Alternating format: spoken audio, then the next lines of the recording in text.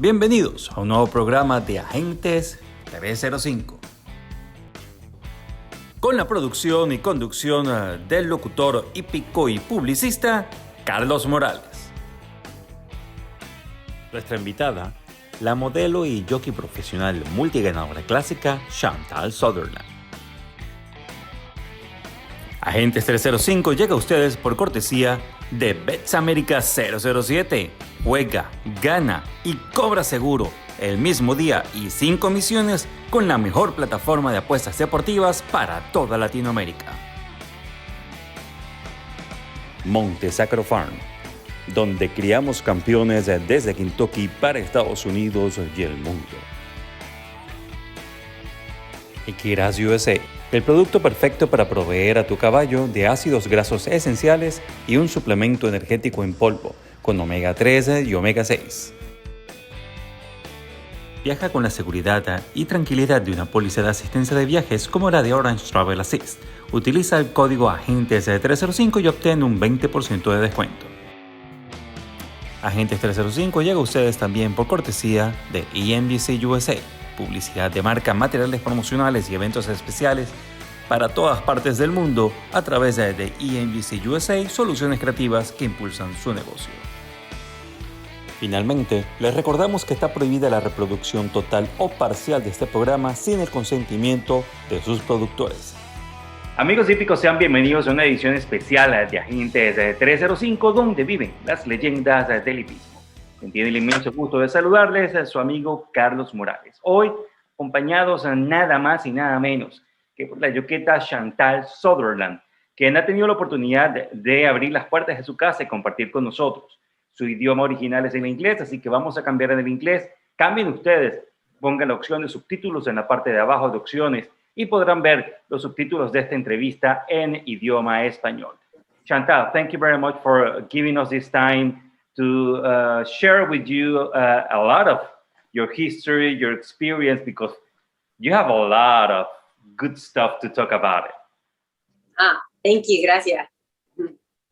So you're originally from Winnipeg, Canada. You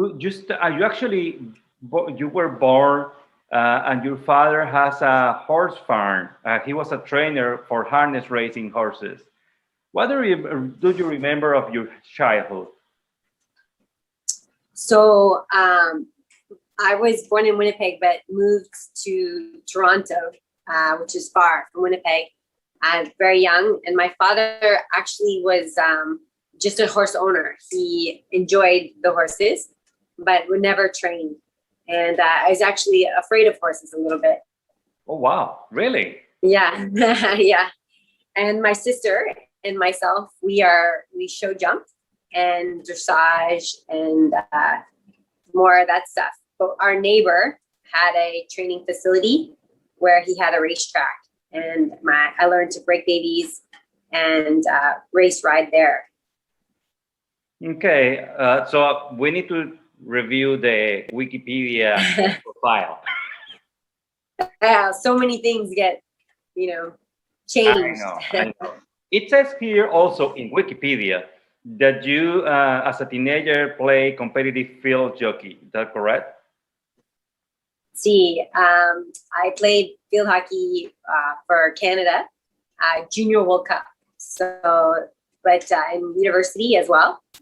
And then in university, my last year psychology course, I was looking to see what occupation I wanted, and jockey was the only one that fit and it had all the sweet spot for everything that I love, passion, could make money at, and I'm good at. So I went for it.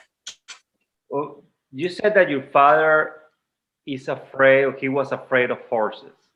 And you made the decision at that pretty much young age to be a jockey. What does he think about that?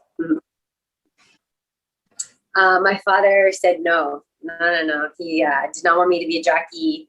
I think he, like anybody, afraid we could get hurt out there, and thought I would want to do something else. But I'm very, very strong in my belief in myself, and very much persevered, and it was a dream that I had, and very strong in my personality that way. And so it ended up working out, but I could see his concern. I don't doubt it. That it was a very tough decision when you think about your daughter thinking about going to something that you are actually afraid of, although you like it. So yes, yeah, very true. and how where did you learn to ride? You have previous experience with dressage and jumping, but racing it's quite different. Flat racing in this case, which is the regular that we already know. So how do you learn? You went to a specific academy there in Toronto, in Woodbine. How that process was? No, I was actually dating, had a boyfriend, and his father was a trainer. And I had dinner with them, and I told him, "Don't tell your father I want to be a jockey," because I was nervous and scared. And then he had a little bit of vino, and he told his father that I wanted to be a jockey, and they laughed at me and said that I couldn't be a jockey. I was too pretty. I should be in TV. And then they said someone like Angel Cordero would need to teach you. And I said, well, where does he live? They said in Miami, Florida. And so at the time, I left the dinner and I called 411 because that's what we did back then. We call 411. They don't have that now.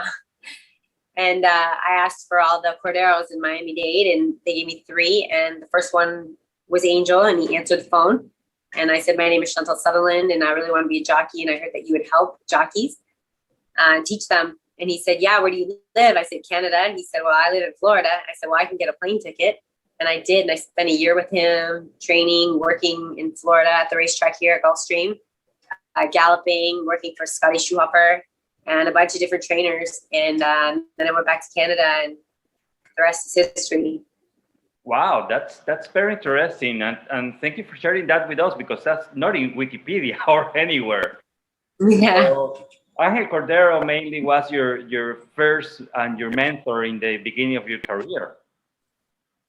Yes, Angel took me and taught me on equalizer at his home how to the technique of racing, because to be a jockey is so much different than any other field of riding horses. You don't use your legs anymore, where I learned almost all my legs, and you have to balance, and you really don't get in their mouth as much as, you know, other different avenues of riding.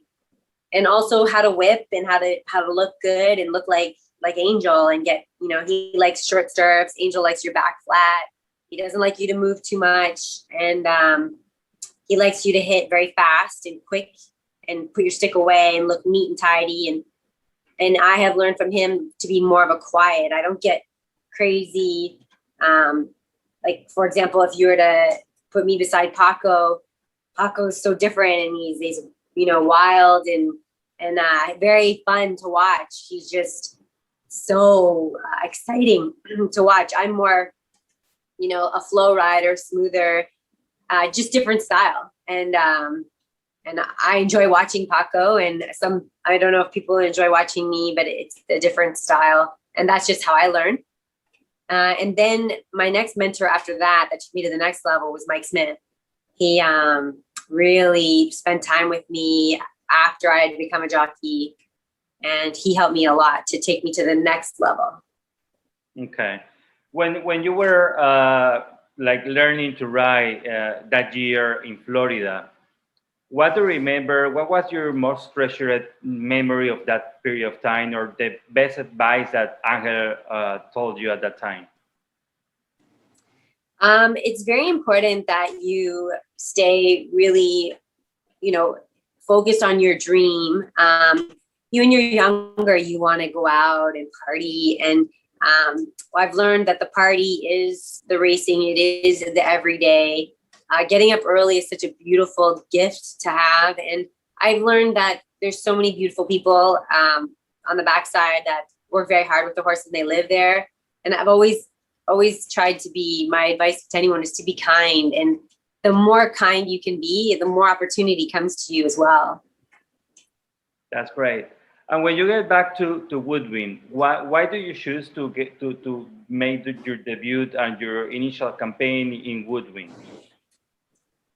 Well, I lived in Woodbine, and that's where my father loves, and my second father, who also was a veterinarian, who was the guy who had the farm beside ours, that I spent hours, days with. I spent so much time with him. He was a vet, and he passed away from a brain tumor, but he loved there too. He had a huge, breeding operation that I worked at. I was always little, so I had to bring the horses in the show ring to make the horses look bigger. And because I lived there and that was just my home, that was the first thing. It was natural to be Woodbine. And then I've always dreamed of the Derby. So I really wanted to ride the States because I wanted to be in those big races. And I had a dream to ride for Bob Baffert. I wrote it in a journal, and then it happened. Well, actually, it happened a few years later, but indeed, it happens in a very good way. Yes, so, this. When you were in Woodbine. Okay. At the same time, that beginning of the new century, year 2000, you were selected by Del Mar Racetrack to be their image to attract younger audiences to actually go and attend the horse racing there. How did that happen? Okay, because when I met Mike Smith here in Florida, and then he was riding here, but he wanted to go to California. So when I went back to Canada for summertime, in the winter, Mike said, come. We were dating at the time, and he said, come to California. And when I went to California, I got there, and then I got Game on Dude, and so I stayed. It was a huge opportunity for me, and then when I got Game on Dude, that's when I got Del Mar said, why don't you be the face of Del Mar and do billboards? And they paid me good money, and it was fun, and so mucho dinero. Correct. Bueno. Sí. So at the beginning of your participation in Woodbine, I don't know what I want. Yeah. I want the wine. It's 5 o'clock. That's why. I like it. Of course. What do you remember of your first victory with Silver Bounty?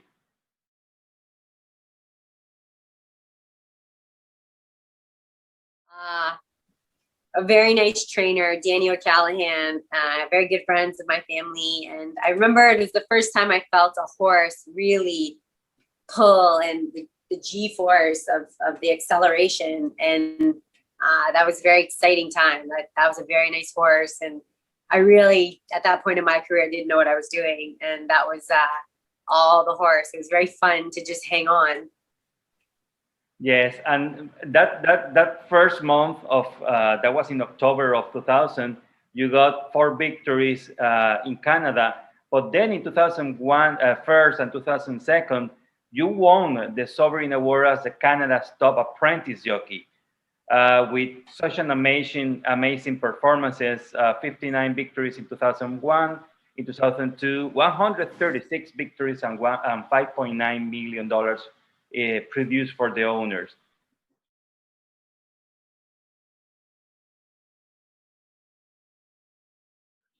What changed in Chantal from 2000 to those following years to be able to achieve that level of success? Well, I have to say muchas gracias for doing such incredible research in the interview. I appreciate it. And it was, after you start getting better, and I got a good agent and just working super hard. Like I was there every morning, saw every trainer, worked many horses. And it was just, I lived, breathed. All I did was I live at that racetrack and worked so hard. And then you get confident, and then you get better mounts and better horses. And then you just keep getting better. So it kind of was a good snowball. Definitely. Actually, in that 2001, you won your first listed stake with Katsumi. the Buttercup steak. Yes. You remember that? Yeah. Yeah. As a Fort Erie. Yeah. Tell me about Fort Erie, because you were jumping between Woodbine and Fort Erie at that time. Yeah. So because I wanted to get as many wins as possible, on Monday, Tuesday, the dark days, Fort Erie was open, so I could ride there. So I never stopped riding. I rode every day. And yeah, that horse won on the grass in a stake. She was a very nice filly, super fast.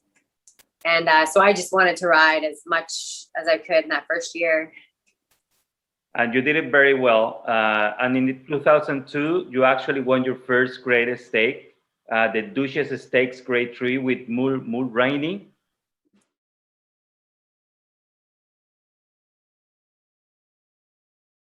Yes, Mulroney. It's very nice, dark bay filly. I galloped her every day.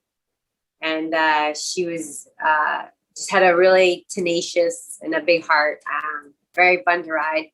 And I feel, very blessed I got the opportunity to ride her. Agente 305 llega a todos ustedes por una cortesía de Bets America 007, la principal plataforma de apuestas deportivas en línea para toda Latinoamérica, con el casino online disponible las 24 horas, 7 días a la semana, así como tu disciplina deportiva favorita, la NBA, las grandes ligas. El fútbol, no solo el fútbol americano, sino también el fútbol de las grandes ligas europeas. Y para nosotros, los amantes del hipismo, una gran variedad de opciones, ganadores, exóticas, Macquarie y por supuesto la polla hípica que está dando la hora en cuanto a jugadas hípicas se refiere. Bets America 007, comunícate con ellos con estos números que están en pantalla o conéctate ya a www.betsamerica007.com y empieza a ser parte ya de la gran familia Bets America 007, porque con nosotros juega, gana y cobra seguro. There's any horses by that time between 2000 to 2004 that you were actually more attached to, or any horse trainer that was the one that gave you the better chances? I kind of rode for everybody, but some of the smaller trainers, that's who got me going. And Tommy O'Keefe, I rode a lot for Catherine Day Phillips, Mike Bettini, Tino Attard was big in my career. I galloped for him before I became a jockey, so he helped me a lot. Kevin Attard, the Attards, all the Attards, they have a big family there. And I had a very good agent too, named John Bell and Lauren Spearman and Don Prente. Those were kind of my three top agents. Mm-hmm. They all did a good job.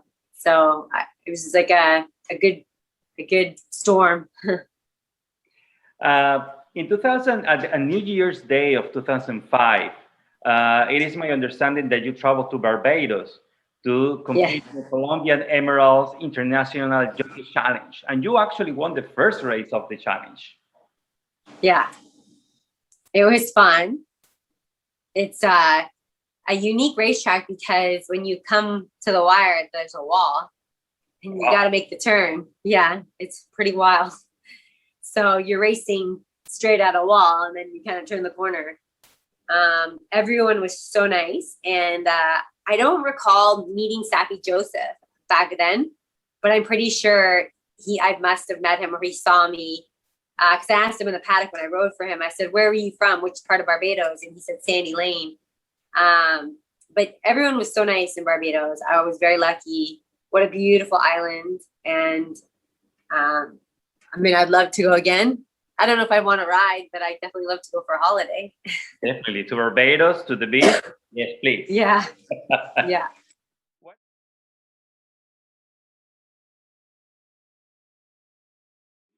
You work hard to be a jockey for your father, for yourself.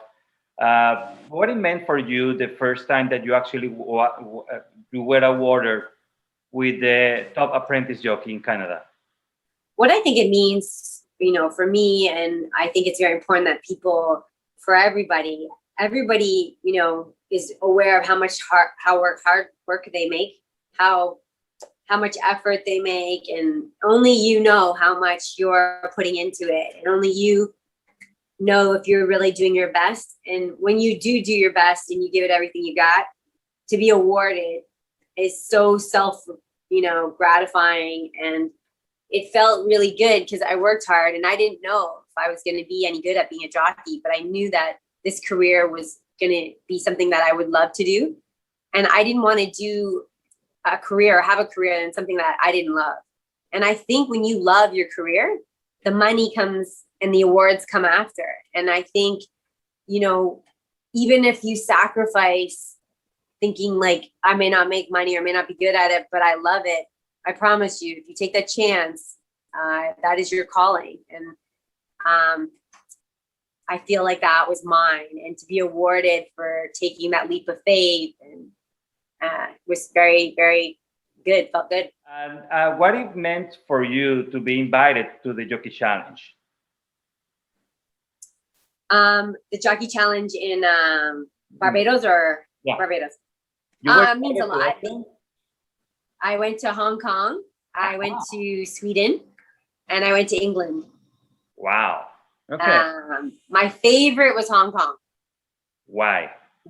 It was the shopping. No, it was a beautiful racetrack, Happy Valley.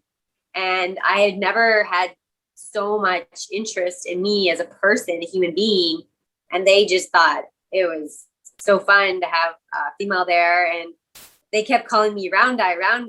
And I laughed, because it was like, okay. They're very, very sweet. And in the taxi cab, they wore white gloves. And it just was very upscale and a really interesting country. And then the next one I loved was Sweden. It was an all-girls race. And actually, Fanny Olsen was there. I told her to come to the US. And then the one in England was very nice too. Okay. Well, but Hong Kong is in the top. I think so. But in September, I'm supposed to go to Spain. Oh, really? For Jockey Challenge. Yes. So I got to work on my Spanish. Yes, you need to. I can help you with that. Don't worry. Okay. Help me with my English because I'm trying to do it to improve. But I know that for some pronunciations, I need to work a little bit with the times of the verbs and everything.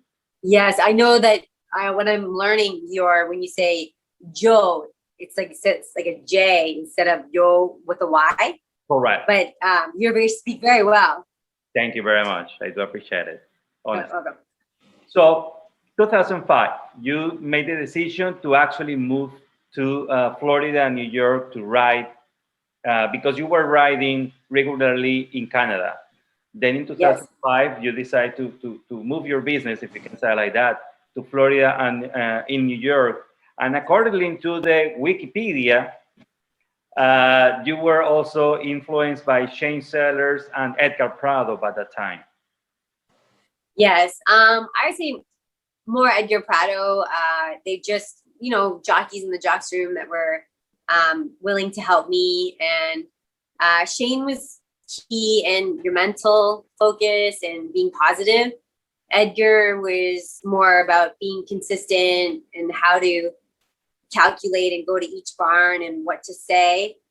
So they were mentors for sure, and for me in my career. Okay, by that time, how was it? Which were the trainers that gave you the most opportunity in between Florida and New York?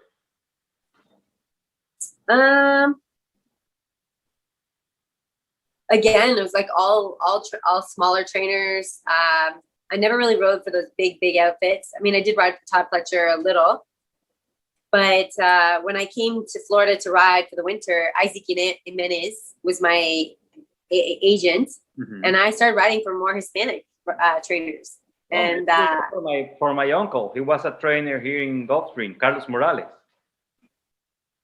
Yes, and I like riding for like George Delgado and because I think that a lot of the not to single out Hispanic people, but the trainers that I worked with, they're very much real true horsemen, and they're very kind and understanding. Like they don't give you any instructions, and they know.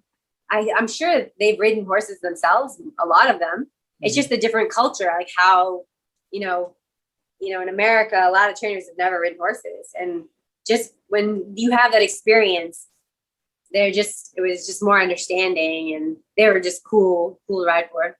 Yeah, yes, they are. I can say it. Yes, they are. So one of the things that caught my attention is between 2003 to 2006, your number of victories went down a little bit. What do you think was the cause of that during that period of time? 2003 to 2006, I don't know. I think maybe the permanent move to go to California. California had Garrett Gomez, Mike Smith, Kenta Stormo, Corey Nakatani. These are some of the best riders in the world, and there's not a lot of horses. Like you had Bob Baffert, Doug O'Neill, and some other big trainers that it was hard to get a lot of mounts. So I went from like being a bigger fish in a smaller pond, Woodbine, to now I'm in the NFL. I'm in the big time. I'm in the stadium, and it is harder. It's more challenging too as a woman. It was tough. And then, you got to wait for that breakout moment. That's when I got Mind That Bird, then Game On Dude. I just stuck through it. But yeah, there's there's a lot of failures as a jockey, and even my career is full of failures. But in those failures, you persevere, and I've had a lot of success too. But most jockeys have a lot of failure in their life and their career, and a lot of injuries and stuff you have to overcome. And it's just that whole digging deep and believing in yourself and never giving up. Yeah, there's a lot of balance that you need there between the pressure of the competition plus the mental that you have and the physical at the same time, and balancing that. It's not easy. That's simple. Yeah, it's a lot of yes, right. It's very much balanced. You're right. Con más de 30 años de experiencia y ubicados en el corazón de Kentucky, Monte Sacro Farm ofrece servicios completos en reproducción y cría de caballos puras sangres de carrera, asimismo asesoramiento para la compra y venta de puras sangres. Liderizado por el Dr. Oscar Benavides y este año incorporándose al Dr. Milton López Benavides, Monte Sacro Farm ha sido la cuna de grandes campeones, como las múltiples ganadoras de grado clásica y millonarias, Winshire, Seattle Smooth. Seattle Smooth was bred in Kentucky by Dr. Oscar Benavides and Darling. Así como Spawn to Rock, ganador de la Breeders' Cup Dirt Mile 2019. Spawn to run all the way in the Big Ass Fans Breeders' Cup Dirt. Letruska. But Letruska is battling on bravely. Monomoy Girl a length. Letruska doing her level best. Monomoy Girl, Letruska battling back. Letruska, Monomoy Girl, Letruska! Moni's Son Charlotte. Miss Candy Ron. Joe Got Even. Maybe Wicked, entre muchos. Instalaciones de primera disponibles para temporada de monta, nacimientos y cría, así como para adquirir campeones donde nacen los campeones. Contáctenos. Monte Sacro Farm, desde Kentucky, brindando experiencia y pasión de calidad para su pura sangre. And you mentioned Mind That Bird. You would say that that's the first horse that actually pushed you. Well, you won like 3 stakes in Woodbine with Mind That Bird in 2008. And battles with Dryden, a tug of war as they come to the quarter pole. Dryden on the inside. To the outside, Oconee travels well. Here comes Warlap to join the fray in the blue cap. Mind That Bird is wheeled to the far outside. It's Oconee and Dryden continuing to throw it down 1 furlong from home. And on the far outside, Mind That Bird is charging hard. Mind That Bird is upset-minded in the final 16th. And it's Mind That Bird and Chantal Sutherland to win the Silver Deputy. Oconee was second, Dryden third, and Warlap fourth.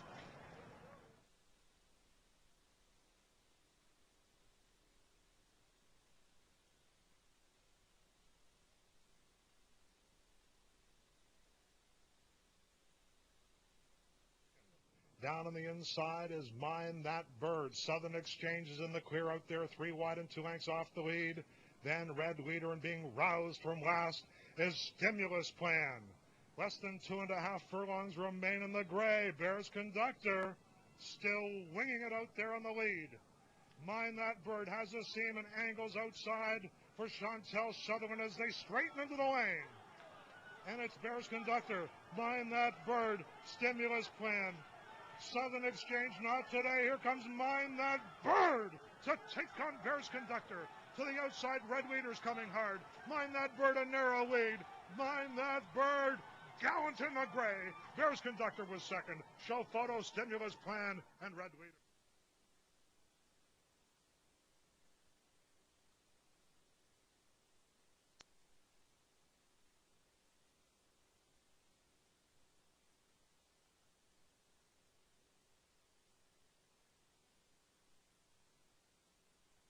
That's your current presentation before Gain on Dude?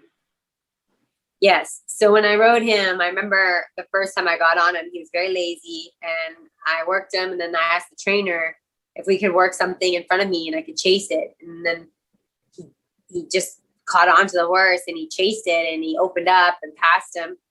And the trainer was like, wow, did you see what I saw? And I said, yeah, he's the real deal.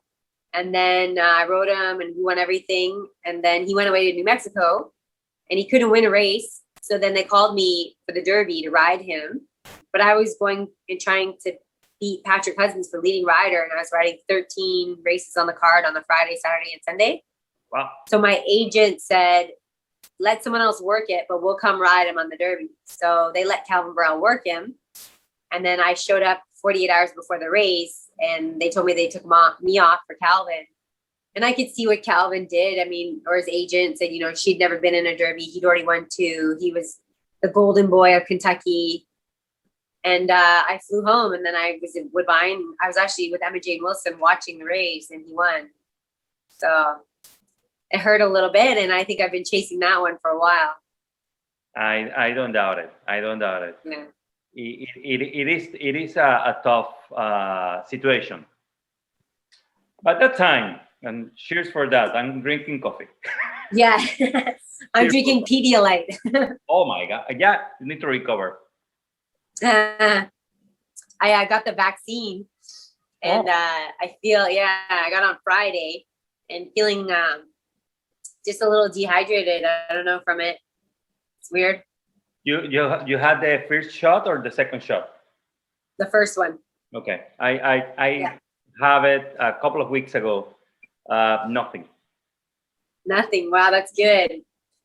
It's that, or maybe my allergies are bugging me right now. I don't know. It could be as a consequence. I heard some people that actually have the symptoms a couple of days after they actually get the shot. So it's pretty common. And the section and not the not the common. Yeah. Yeah. So, but that time you were riding, but also you were doing some modeling. It is correct? Yes. So because of racing, I did the modeling. Yeah. So on my off days, I did advertising, and Gary Stevens' wife is my agent for public relations, and she would get me deals with the modeling and advertising. And also at the time, we did that TV show called Jockeys. So in California, we were becoming popular. And so, yeah, I did it. It was fun. It was hard work too, but it was rewarding.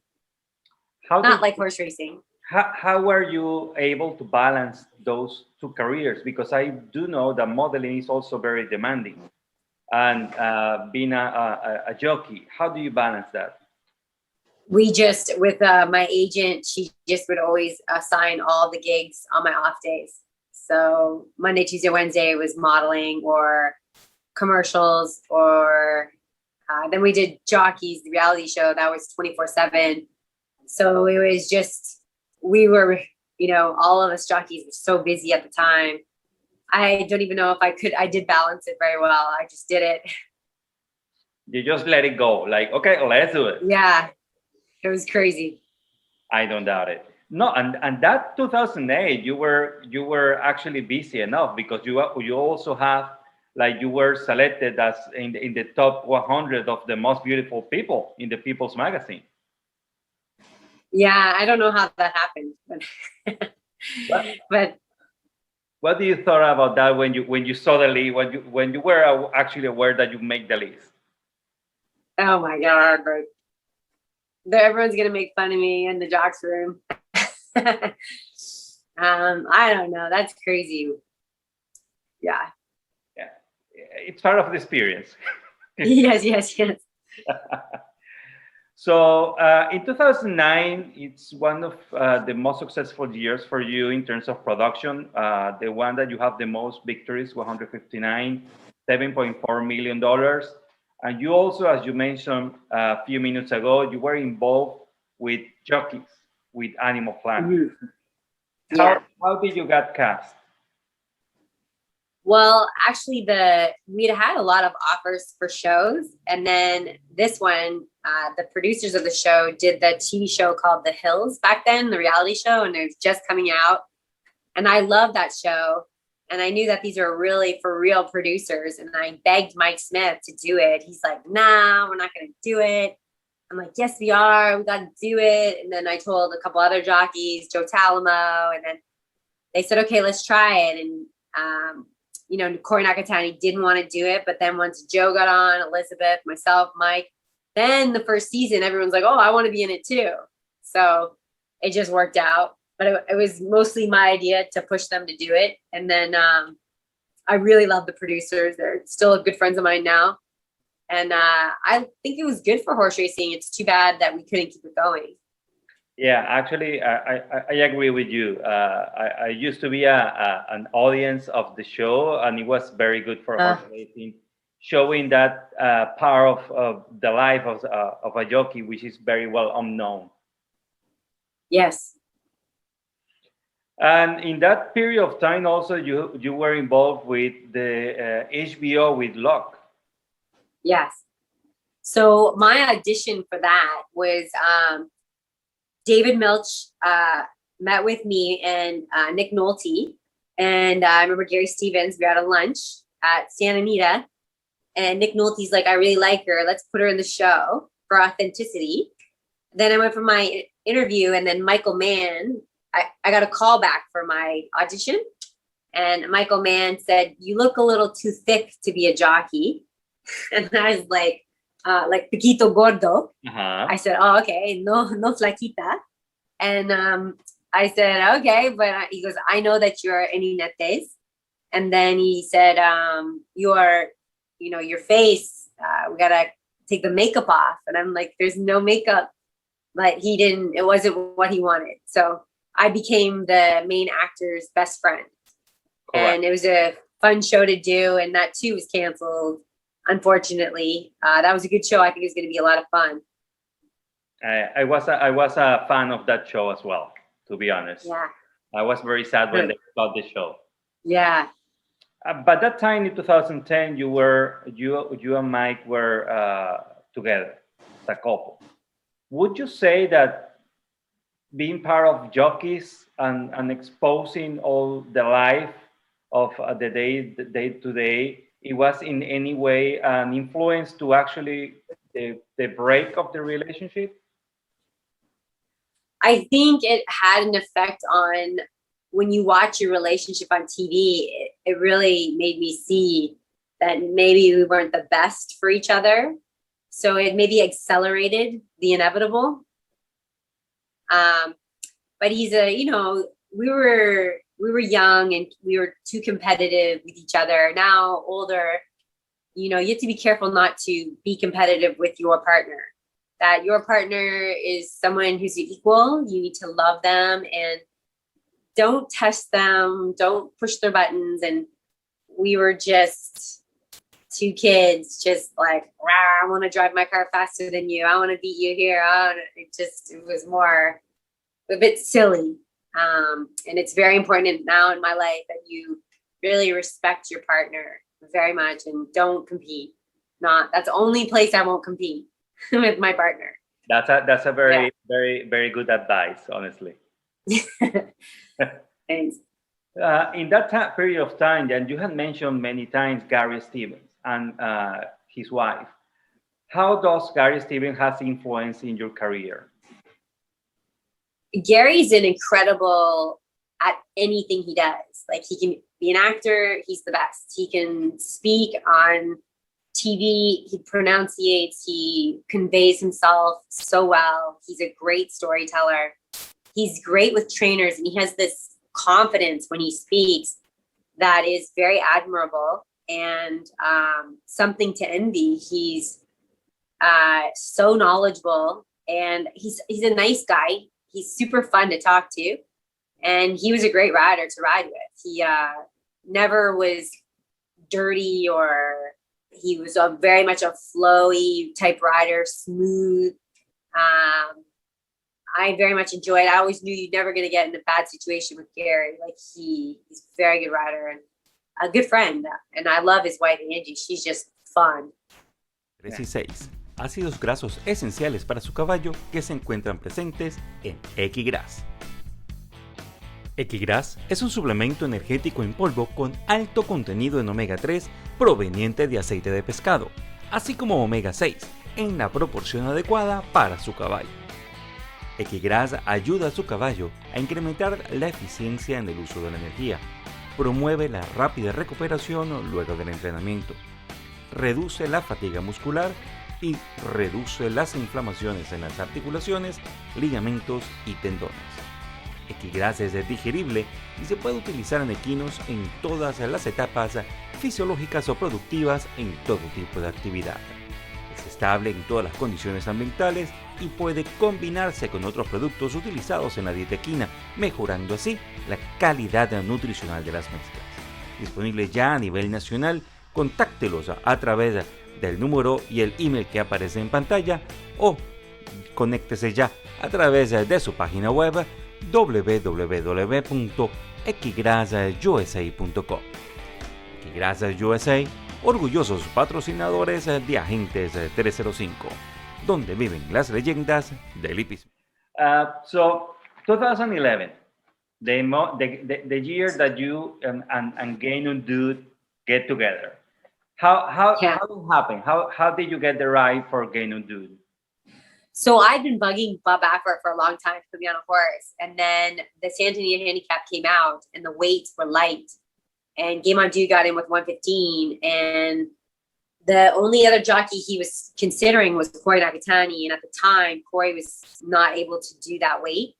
And I was. And so I remember being at Clocker's Corner that morning. And I said, come on, Bob. And his wife, too, said, let her ride, Jill. And he had been thinking about it anyway, and he probably already knew in his mind, but he said, yeah, I'm going to put you on. And so he did. And then from there, it was like a roller coaster. And that roller coaster actually started like in the very high, because you won the Anita Handicap that year on March 2011 by a nose. What do you remember of that race? Because there was an inquiry for heavy contact at the top stretch that lasts for 11 minutes. Yeah, that was crazy. Crazy scary, because I knew that I was in a situation where it was just, I felt that the initial contact threw my horse off balance, and it looked like I was the one who was at fault. Long story short, the inquiry was so long, and I ruined the pick six because I was 50-1. And when I went to the winner's circle, everybody booed. And I was pretty new to California. And then the security said, you're going to have to, stay in between the middle of the four of these guys, and you were going to run to the jocks room. I'm like, run? And he said, yeah, because a lot of upset handicappers and bettors. And one guy went to I don't know if he was going to hit me or something, but the security had to take him out, and they had to escort me to my car that night. And then I was like scared because I just got to California, and I was like, whoa, I don't know. I don't know if they like me here. But it turned out really good after, but that was intense. Waiting for room. They come to the top of the lane. Game On Dude strikes the front. Twirling Candy. Setsuko's running a huge race on the outside. Heads a turn for home in the big one. Setsuko on the outside. Twirling Candy. Oh, a lot of bumping going on. Game On Dude shifted out. Game On Dude goes on. Setsuko. Quindici Man. Twirling Candy can find no more. And it's Setsuko in full flight. Game On Dude on the inside. Quindici Man flying late. Setsuko. Game On Dude. So close. Maybe Game On Dude, but it's so close. Setsuko's there, Quindici Man was third, and Soul Candy came from last to get fourth.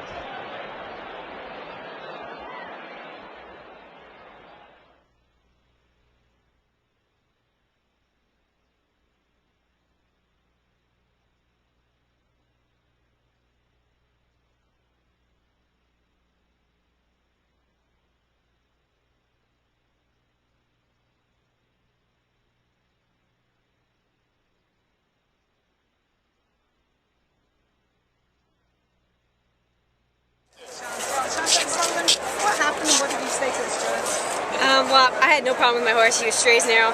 I think Twirling Candy touched my hind end while I was in motion and just kind of threw me off balance. And then I had to straighten out after, but we didn't start anything. Guys, thank you so much, and we're going to sit down and see what happens here. Now we have the winners finish on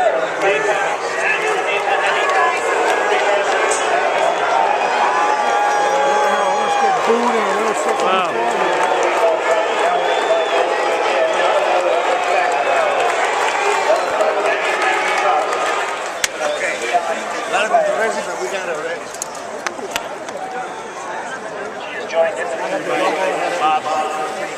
Thank you. All right, sweetheart.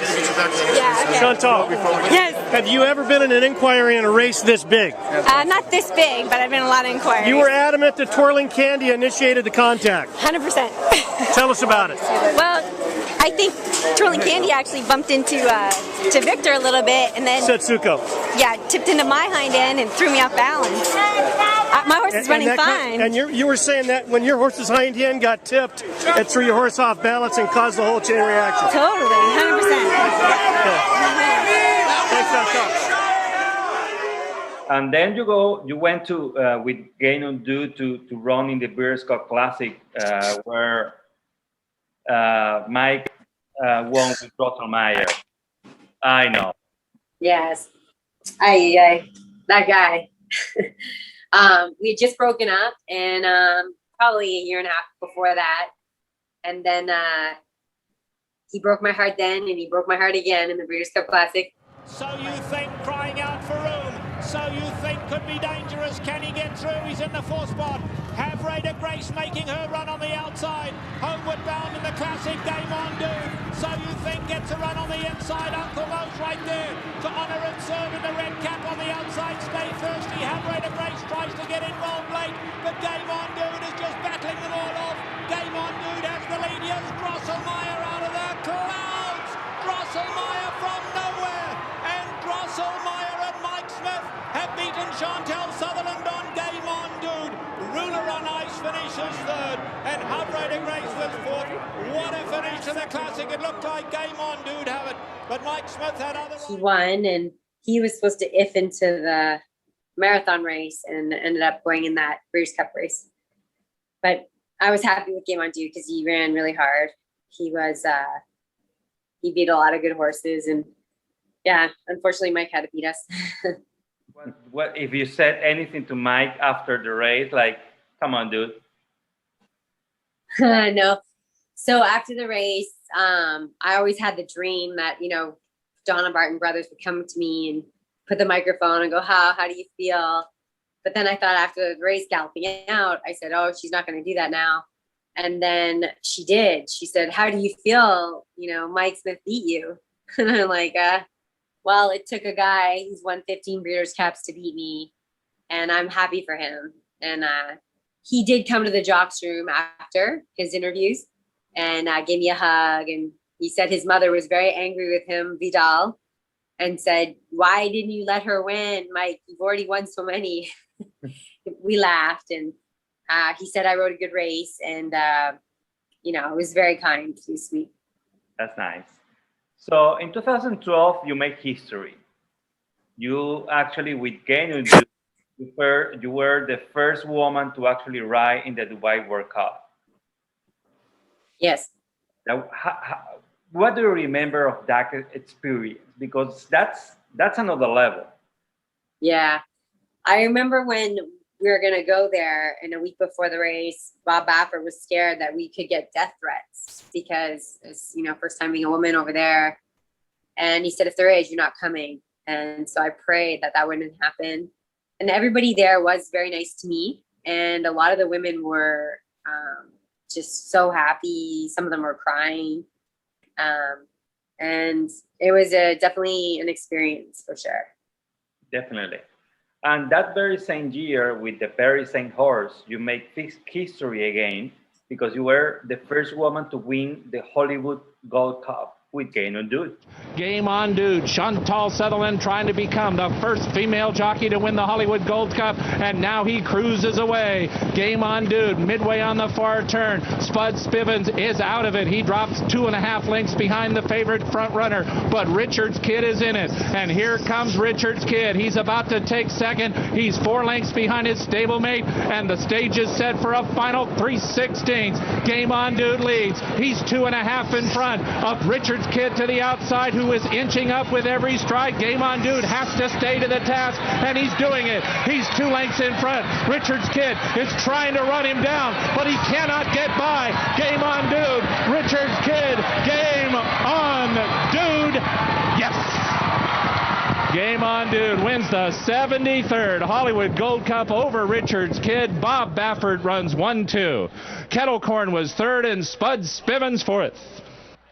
Yeah, that was a nice race. It was, I feel very honored and blessed that I could have won that race, also because that track no longer exists. So that's something special to me. So my next question will be, like, with Game On Dude, you lost in the Pacific Classic by half length. And after that, you take the decision to make your first retirement in October 2012. Was that retirement, that decision, as a consequence of that result? No, I think I just got married, and I was 37, so it's like time to, if I want to have a baby, it's time to really get serious, and it's what I wanted. But then it wasn't in my cards. Like it didn't work out for me for that. And then I wanted to go back to racing because it wasn't going to work that way. And my husband at the time was very much against it. And it's hard when you are born and it's in your blood. It's all I've ever done to have not be able to go back to that, and then not to be able to have a kid. And then I think I was lost, and my marriage ended up falling apart, and I take my own responsibility for that. And then I really felt like my only little home away from home is really the track. So I felt like I got to go back. And then I got hurt, which really was a bummer. And then COVID, and now we're here. Correct. In that period of time, you have from 2013 all the way to 2018, you were like injured, according to what I have researched. In fairgrounds, you broke your left clavicle and fractured the right knee and tibia. How that happened, and how that recovery process was how it looked like? Well, when I went to the fairgrounds, it was on the grass, and it was a horse that he had a bit of a neurological issue. And I may have known a little bit in my heart that he wasn't 100%, but I was trying to make a comeback, and I didn't want anyone to be like, oh, she's, not ready, or she's afraid. So I said, I'm going to ride him anyway. I can take care of myself. But, your instinct and I know now as an older rider, your gut, your instinct, I've ridden so many horses. I know what's right and what's wrong. And I know what you can handle and what you can't. So this one I took a chance, and I shouldn't have. Anyway, I got hurt really bad. And then I was able to come back fast from my injury because I really, really focused on getting better with my mind. I drank tons of water, tons of supplements, and I did a lot of yoga, and I meditate. And I also, with that breaking me, like in the Bible, it says, sometimes, God is our shepherd and he leads us to green pastures, because I've always wanted to take that risk and, go play with the wolves. And I think sometimes you get broke and God's just saying, hey, stay with me, stay with the herd. I know what's good for you. And I feel like it helped me get to another level of taking care of myself. And coming back has just been such a beautiful thing. And I feel so good. And I'm just so grateful that our bodies and our minds can heal. You gotta work with yourself. And in that sense, is that a strength that you just show me with God and with yourself? You're chill to actually being able to be advancing and moving forward through COVID times, if you can say like that. Yeah. And I mean, COVID, what a crazy time this is. And it also, I think COVID is, for me, made me realize that, people, we're so trying to be in this rat race and have this much money and to have a big house, to have a big car, and then everything has been taken away from everyone. And then you come to, well, who am I? And what really is important? And because all that is just stuff. And really, it's your integrity, your honor. If you have the ability to love people, to care for them, and to take care of yourself, you got to love yourself. You got to take care of your own health. And you have a responsibility for you first, and then everyone else around you. And that, I don't know, I think love is the most important thing that I'm learning through all of this, and to be kind. I agree with that. There's another milestone in your career that I don't want to bypass, and it is the fact that you actually have more than 1,000 victories. When you get that 1,000 victory back in 2018-19, what it meant for you to achieve that milestone in your career?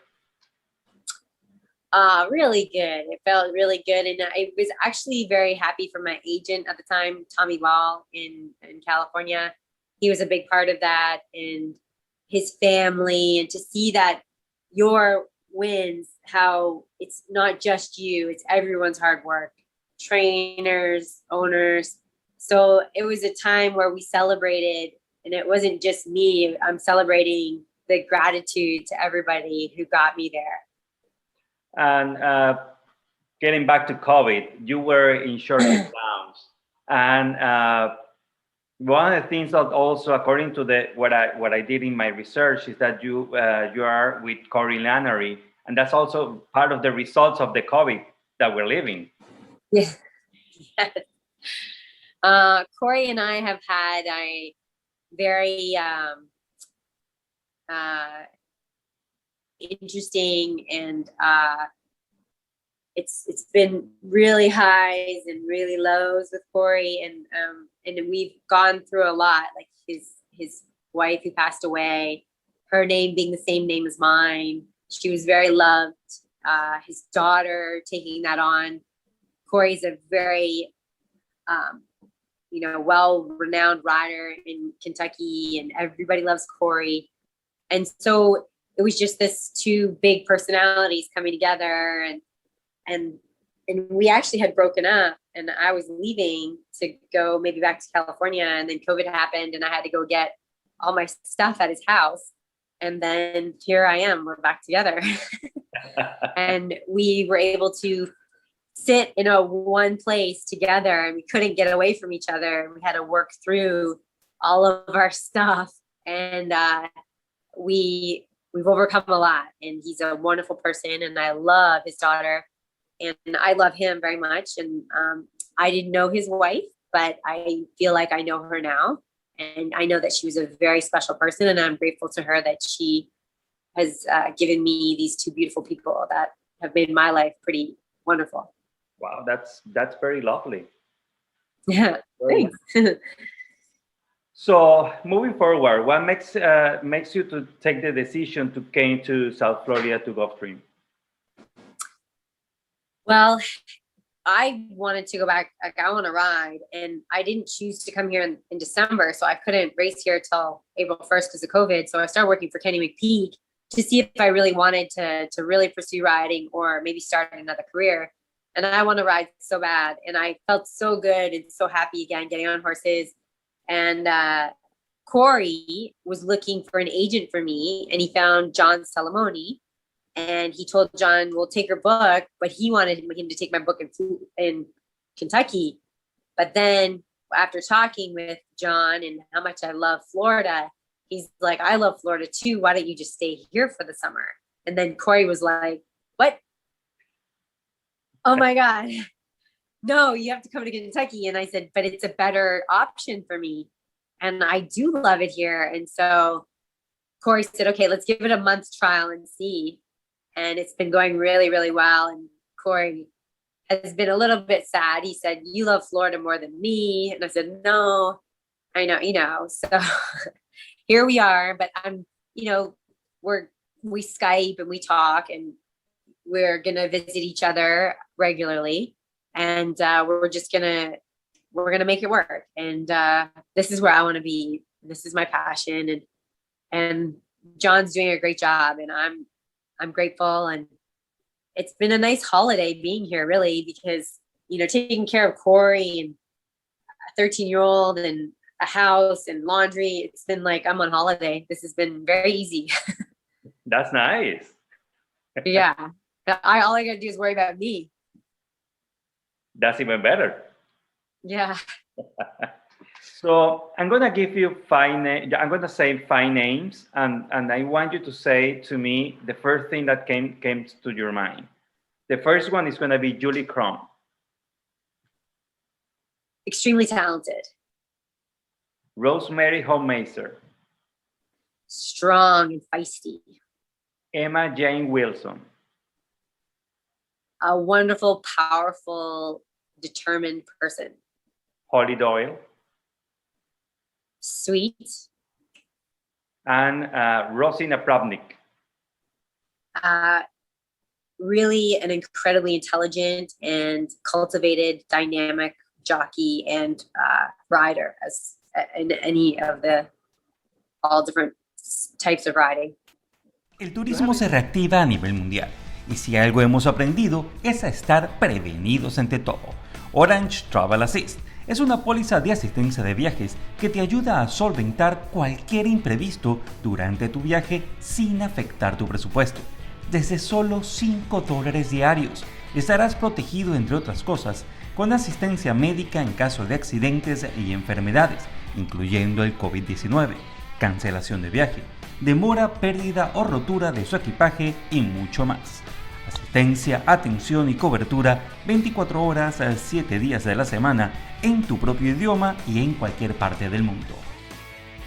Usando el código AGENTES de 305 obtendrás un 20% de descuento en tu póliza de viaje. Atrévete a disfrutar la tranquilidad de viajar asegurado con Orange Travel Assist. Donde quiera que vayas, siempre estaremos contigo. No pierdas esta oportunidad y aprovecha esta promoción. Activa ya tu 20% de descuento en la siguiente dirección. You have been influenced by so many great riders, from Angel Cordero Jr., Mike Smith, Edgar Prado. We're talking about thousands of victories in the background of each one. What do you think is the best advice that they give you during your career? What I've seen throughout all of them is their focus and their preparation before races, the way that they handle themselves, the way that they study for their races, just the sheer the work you put in before the race. That's all the good stuff that gets you to be where you are and where you need to be in your headspace. So I would say that, and just all the top ones, they are always positive. Like you may not win today, but as long as you gave your best, it's all you can ask for. And to be kind. Yes. Yes. Yeah. For right now, there's a lot of female jockeys. What will be your advice for a new one that she's just starting or she just wants to be a female jockey? She wants to be a female jockey and she wants to do it. You can be anything you want and go for it. Don't give up. There's many people that will help you. It may seem a very, uphill battle, but everybody has been there, and just don't give up. And if you really work on your talent, you'll make it. I have no doubt. Of all the victories that you have so far, which is the one that you like the most, like the one that you have more I don't know, attachment, maybe? Yeah, attachment. Yeah, probably Game On Dude. Those were incredible victories. And that one at Santa Anita was like, oh my God. I did it. Yeah. Yeah. And then I got the flowers around my head. I was one of the flowers and all that stuff. All the dreams that you have, they were coming true. That's really nice. Which are the dreams that have Chantal for the future? So I still want to be in that derby. So that's one that I'm chasing. And the dream is to be happy, to be self-sufficient, and to really have a good time, in that every day isn't for sure given to us. So I'm enjoying every moment, every day, and not putting, too much expectation. But I love racing, and I love the action of it. I love the competition, and I do enjoy a little bit of rubbing and bumping, and when the guys, we ride hard against each other, because then I know they're trying to. I kind of find Paco interesting to ride with, because he's always looking for something, and he's fun to watch, and just like, I love his competition and I love to compete. So for me, I get to release that. And I like boxing. I don't know how I became this little scrapper, but for me, it's very exciting to be out there and to have that, like, and I kind of enjoy that. It's a bit adrenaline junkie, but so. Oh, that's good. Have you tried to ride in the Caribbean or in Latin America? Because that's the way how everybody ride. Yeah, I can see. Yeah, we are very competitive. Yes, and I think too, though, what I like here is that everyone is being super kind, and they're riding well. And I feel like everyone's been really great. Like I enjoy, I'm starting to get to know them, like Jaramillo. Who's really good is that Edwin Gonzalez. He's very passionate too. And sometimes being too aggressive can get you in trouble and get you some days. So it's a fine line. And when you get to that next level, the top, you got to be able to, really get tight and close. But it's that fine line you don't want to cross. And of all your career, and this is like almost the final question, like of all your career, all the time, 21 years riding, which was the most difficult obstacle to actually beat? There was a horse that I was riding in Keeneland, and it was a 2-year-old that I thought was going to be a derby horse. His name was Proud Veteran, and he was riding in an early race. And then I was riding a filly named She's on the Warpath in a graded stakes in Indiana. And when I was 17, I flew Cessna 152s. I got my private pilot's license. So I know that a lot of those smaller hangars where in Lexington, there's an airport. So I went to the airport and I asked some of the small planes if they would, fly me from Keeneland to Indiana. And it was like an hour and 45-minute window. And one guy agreed to do it. And then a couple other jockeys were taking another plane. Anyway, I rode the horse in Keeneland, but then it started raining and lightning. And the pilot said, I'm not going to be able to fly you to Indiana. And when I got on the horse, proud veteran, on post braid, he was just being really like scared. And it's like taking your dog to the vet. You're dragging them with their leash. And I said, oh my God, he's not going to break good. And he flipped in the gate. I landed in the mud. I'm covered in mud. I get on him. He doesn't break good. He makes a little bit of a run, but he runs bad. Then I get off him. The pilot calls. He's not going to go. And then Corey came up to me and he said, look, just take my car and go. And I drove his car way too fast. And I was literally on the back roads in Indiana talking to the clerk of scales. And he said, they're in the paddock. You have to be here in 10 minutes. And I got there. I didn't even park the car. I just got out, gave them my saddle. They gave me silks. I walked on the scale, waited, walked out, got on the horse, and won the race. Wow. And that to me was one of the biggest challenges. And because I was so close to not making it, but also so close to giving up. And nobody else knew what had happened, but that was crazy. That's crazy. And her name is She's on the Warpath. And sometimes in your life, stay on that path. Road 2 is under a heavy drive. She's on the Warpath is next. And then it's Complicit. Annalene Moon goes very wide.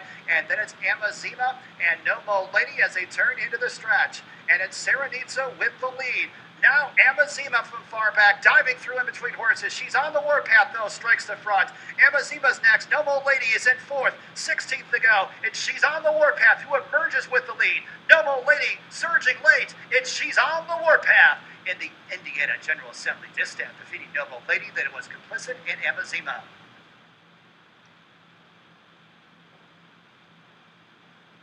One last question. What it means for you, horse racing? Horse racing has been my whole life. It's a beautiful sport, and we all love the animals, and horses in itself are just a beautiful animal. And I'm so grateful to be a part of it. Perfect. Thank you. Chantal, it has been a pleasure to meet you, and thank you for opening your house and your time for all of us to know a little bit more about the career of Chantal Sutherland and how you became the successful jockey that we all admire. And we wish you definitely all the best and continue keeping that dreaming alive. And why not be seeing you in the starting gate of the Kentucky Derby? Well, thank you very much. And it's been an honor to be on your show. And keep it going with your show, too. It's wonderful for people to see. I love that you have this passion, this interest in our industry as well. So thank you. Thank you very much. And gracias a todos por conectarse con Agente 305. Nos despedimos hasta una próxima oportunidad. Quien tiene el gusto de compartir con todos ustedes, Carlos Morales, hoy con nuestra invitada Chantal Sutherland.